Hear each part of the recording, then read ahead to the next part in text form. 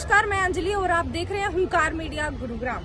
शुरुआत करते हैं एक बड़ी खबर के साथ। आम आदमी पार्टी के प्रदेश प्रवक्ता साथ ही लीगल विंग्स के उपाध्यक्ष निशांत आनंद ने बहुत पहले सुप्रीम कोर्ट का फैसला लेते हुए चंडीगढ़ मेयर पर बताया कि कानून से बढ़कर कोई नहीं है। आम आदमी पार्टी व कांग्रेस संयुक्त आज कुलदीप कुमार को विजय घोषित किया है। निशांत आनंद का कहना है कि राष्ट्रहित ही सर्वप्रिय है। उनका कहना है कि शिक्षा, स्वास्थ्य और रोजगार आज युवा पीढ़ी की अहम जरूरत है। तीनों जगह से युवाओं को कमजोर किया जा रहा है। बीजेपी सरकार राष्ट्र हित में न सोचकर केवल पार्टी के हित में काम करने वाली है। निशांत का कहना है कि आज हरियाणा में 2 लाख पद नौकरियों के लिए खाली पड़े हैं। सरकार जानबूझकर भर्ती नहीं कर रही, युवाओं के भविष्यों के साथ खिलवाड़ कर रही है। आज हरियाणा का युवा नशा और अपराध की तरफ बढ़ता जा रहा है। उन्होंने कहा कि अगर हमें हरियाणा का विकास करना है तब हमें पंजाब और दिल्ली की तर्ज पर शिक्षा और रोजगार देना होगा। साथ ही उन्होंने चंडीगढ़ के मामले में बोलते हुए बताया कि चीफ जस्टिस ऑफ इंडिया ने खुद बोला कि लोकतंत्र की हत्या नहीं होने देंगे। धीरे धीरे बीजेपी के बारे में सब जान चुके हैं। जनता वोट की चोट देकर सब सिखाएगी। See, when BJP was in opposition, they clearly stated MSP should be implemented and they will do it as soon as they will come in the power. मेरा इस बारी किसानों से आग्रह है कि एक वोट गेहूं के लिए, एक वोट उनके सम्मान के लिए और इस भ्रष्ट सरकार का दिमाग ठिकाने लगाने के लिए। मुझे लगता है सरकार किसी की भी आए और किसी की भी जाए, लेकिन किसानों को उनका हक और उनका सम्मान जरूर मिलना चाहिए। जय हिंद, जय भारत। नाम है एडवोकेट निशांत आनंद। निशांत जी, आम आदमी पार्टी में आपका क्या पद है? जी, मैं हरियाणा आम आदमी पार्टी में प्रदेश प्रवक्ता हूं और लीगल विंग का प्रदेश उपाध्यक्ष हूं।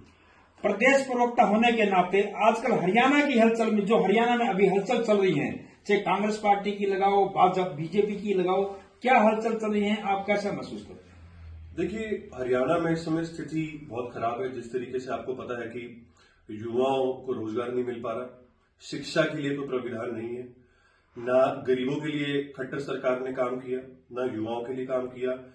गरीब लोगों को शिक्षा नहीं मिली और शिक्षित लोगों को नौकरियां नहीं मिली, जिस वजह से आज युवाओं को इजराइल भेजा जा रहा है। जिन लोगों को यहां पर खाने की व्यवस्था नहीं मिल पा रही, उनको वॉर जोन में गोली खाने के लिए भेजा जा रहा है। मुझे लगता है जो 2 लाख पद खाली है हरियाणा में, उसको जल्द से जल्द भरा जाना चाहिए।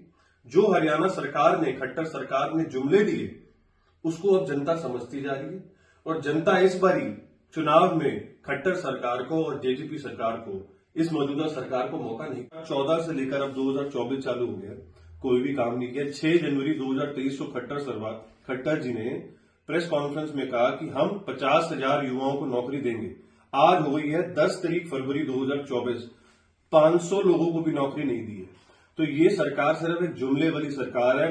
अब चुनाव के आने से पहले इनके नई बातें, नए जॉब, कुछ काम नहीं दिए। अब ये अगले लास्ट 4 महीने के अंदर अगर 4 काम कर भी देते हैं, ये सिर्फ जनता को फिर से धोखा देने के लिए काम कर रही है। इस बार हरियाणा में सिर्फ आम आदमी की सरकार बनेगी। आम आदमी की सरकार इकलौती ऐसी सरकार है जो युवाओं के लिए काम। जी, जैसे मैंने कहा कि मौजूदा सरकार काम करना नहीं चाहती, सिर्फ गलत वादे, झूठे वादे देके जनता को धोखा देती है।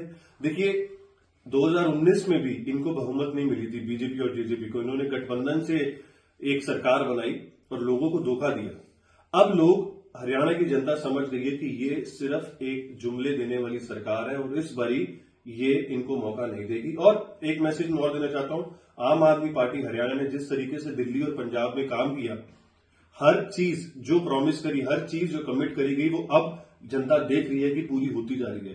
तो मुझे लगता है इस बारी, इबकी बार हरियाणा में केजरीवाल जिस तरीके से ये राजनीति में धर्म घुसाते हैं और धर्म में राजनीति, जब नई संसद बनी तो सांसद नहीं थे और जब नया मंदिर बना तो स्वामी नहीं थे। तो इस तरीके से भाजपा सरकार और खट्टर सरकार बड़ी मशहूर है जुमले देने के लिए। अगर आपको याद हो, 2014 का बयान मैं आपको दिखा सकता हूं। मोदी जी ने कहा था कि 100 दिन में काला धन वापस आएगा। 11 बजट पास हो चुके हैं, 11 साल हो गए, चौनी नहीं आई। अब ये राम जी को तो ले आए कहते हैं, बट ये नीरव मोदी को नहीं लेके आ सके, ये विजय माल्या को नहीं लेके आ सके। उन सबको गंगा ने ला दिया और बहुत लंबी फेहरिस्त है जो इनकी वॉशिंग मशीन की लिस्ट से पास हो चुकी। इन्होंने जनता को लूटा है। इस बारी जनता, बहुत जरूरी बात है, इस बारी जनता सिर्फ इनको चुनने के लिए वोट नहीं देगी या इनको हटाने के लिए, इन लोगों को पनिश करेगी कि जो उन्होंने धोखा दिया, जुमले दिए, गरीब कितने क्राइम एनसीआरबी की रिपोर्ट से हिसाब से हरियाणा 2 नंबर पर स्टैंड करता है पूरे भारत देश में। अनएम्प्लॉयमेंट नंबर 1 पे स्टैंड करता है। युवा नशे की चोट खा, जो इन्होंने कमिटमेंट करी थी वो पूरी नहीं करी। किसान परेशान है। किसानों को एमएसपी का वादा किया था जो पूरा नहीं हुआ। अब खट्टर सरकार चुनाव से पहले किसानों को रोकना चाहती है। मैंने देखा आज जैसे वो बॉर्डर को सील कर रहे हैं। मतलब एक गरीब आदमी, किसान आदमी अगर आंदोलन करना चाहता है, अपनी परेशानी बताना चाहता है, तो उसको खट्टर सरकार सुनना नहीं चाहती। भगवंत मान जी ने क्लियरली शब्दों में कल कहा कि हम किसानों के साथ हैं और हमारे जितने भी सीनियर लीडरशिप है हरियाणा से भी, वो भी किसानों के साथ है और मजबूती से हम कोशिश करेंगे कि हरियाणा किसानों को उनकी मांगे पूरी करी जाए। किसान की वजह से ही हम सबके घर चलते हैं और किसानों ने 3 साल पहले जो आंदोलन किया, 2 साल अपने वहां बिताए, मुझे लगता है उनको उनकी मौजूदा उनको काम मिलना चाहिए। हमारे अन्नदाता के साथ भी अच्छा व्यवहार नहीं है। देखिए, भाजपा के पास 3-4 यंत्र हैं। पहला यंत्र है लोटस ऑपरेशन, जिसके अंदर वो खरीद फरोख्त करते हैं एमएलएस की, काउंसलर्स की। जब वो फेल होता है तो दूसरा है ईवीएम में छेड़ाखानी, और ये सारी चीजें सोर्स है न्यूज में डली हुई। तीसरा जिन्होंने चंडीगढ़ मेयर इलेक्शन में अपनाया कि वोट अपने ही प्रिजाइडिंग ऑफिसर को माइनॉरिटी विंग के वहां पर बिठाया, उसी ने वोटों को काटा। 14 वोट थे आम आदमी पार्टी के, 6 वोट थे हमारे कांग्रेस पार्टी के, तो इंडिया अलायंस के हो गए 20 वोट। भाजपा के पास थे 13 भाजपा, 1 अकाली दल, 1 एमपी किरण खेर जी। इन्होंने क्या किया, 16 और 20 36 थे। वहां पर प्रिजाइडिंग ऑफिसर ने उन पर्चियों को काटा, पर्चियों को काट के छुपाया, कैमरे में देखा और रूम से बाहर भाग गया। तो मैं ये कहना चाहूंगा कि सीजीआई चंद्रचूड़ का इस मामले में क्या कहना है? जी, वो भी निराश है जिस तरीके से जनता निराश है। लोकतंत्र की हत्या है, साफ साफ है। और प्रिजाइडिंग ऑफिसर पर उन्होंने सजा कल अनाउंस करी है कि सुप्रीम कोर्ट उस पर नजर रखी है। मुझे लगता है भाजपा को समझना चाहिए इस समय चुनाव 2024 का चुनाव जो है वो बहुत जरूरी है जनता के लिए भी। अभी वो इस तरीके से सुप्रीम कोर्ट में उन्होंने कहा कि जो प्रिजाइडिंग ऑफिसर ने किया वो एक डेमोक्रेसी की हत्या है। तो मुझे लगता है कि अगली डेट पे इस जो उन्होंने बीजेपी ने काम किया उनको उसकी सजा मिलेगी और दोबारा से निष्पक्ष तरीके से चुनाव होंगे। इंडिया गठबंधन अपनी पहली जीत अपनी हासिल करेगा चंडीगढ़ मेयर इलेक्शन में। और भाजपा को अब समझना चाहिए कि उनका समय पूरा आता जा रहा है और हरियाणा में एक भी बार लोग वोट की चोट देंगे। बिल्कुल देंगे सर। हरियाणा में इस बार केजरीवाल की सरकार बननी चाहिए जिससे हरियाणा का सुधार हो। दिल्ली पंजाब में आप जनता से जाके पूछिए, जो जो कहा, जो जो किया, 2 साल में जो पंजाब सरकार ने किया है वो एक रिकॉर्ड है। आज एसएसएफ की चीजें, एसएसएफ सिक्योरिटी चालू हो गई, घर घर राशन चालू हो गया, थर्मल प्लांट चालू हो गया, टोल ब्रिजेस खत्म हो गए, बिजली मुफ्त हो गई, नौकरियां दे दी 42,000। नहीं आप हरियाणा में दे पाओगे क्या? घर घर तक प्रचार करोगे कि इनके बारे में कि ये क्या कर रहे हैं? जी बिल्कुल, डोर टू डोर कैंपेन करने के लिए आम आदमी पार्टी बिल्कुल मजबूती से करती है। जिस तरीके से आपने देखा जब दिल्ली में किया तो आज दिल्ली में कोई आम आदमी पार्टी को हिला नहीं सका। जब पंजाब में किया तो कितनी बहुमत से किया। हरियाणा में जब डोर टू डोर कैंपेन आम आदमी पार्टी करेगी, जब आम आदमी का कार्यकर्ता जमीनी स्तर पे काम करेगा तो आम आदमी जहां पर आती है फिर वहां से कोई उसको हिला नहीं पाता। तो पिछले 10 सालों में जनता बोली ना शिक्षा मिली है, ना सशक्त मिला है, ना रोजगार मिला है, फिर विकास कहां पर हुआ है?